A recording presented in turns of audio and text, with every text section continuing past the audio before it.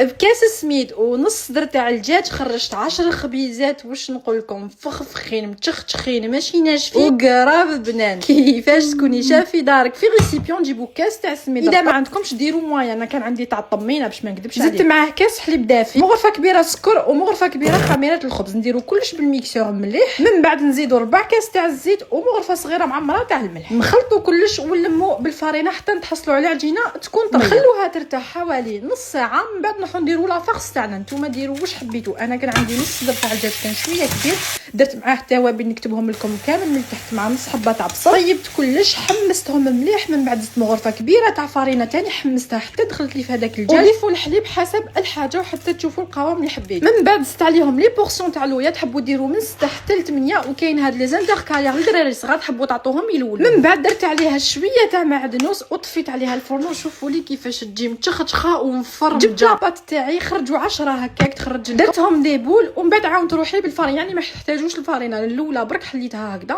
ودرتها على شكل قوالب كيما راكم تشوفوا. غلقوهم مليح باش ما تفتح لكمش في الطاجين. روحوا سخنوا الطاجين وطيبوهم مباشره. الطاجين تاعكم يكون على نار متوسطه وخلوهم يطيبوا وحمروهم من الاطراف بهذه الطريقه. شوفوا يجوا طريين وماشي. شوفوا انا لا فخس بقات لي، يعني تقدروا تزيدوا الكميه شويه تاع العجينه ديالكم. المهم خلوني نكمل لكم. قلت لكم يجيكم بزاف طريين وبنان. الى عجبتك الوصفه ما تنساش ديري جيم ابوني.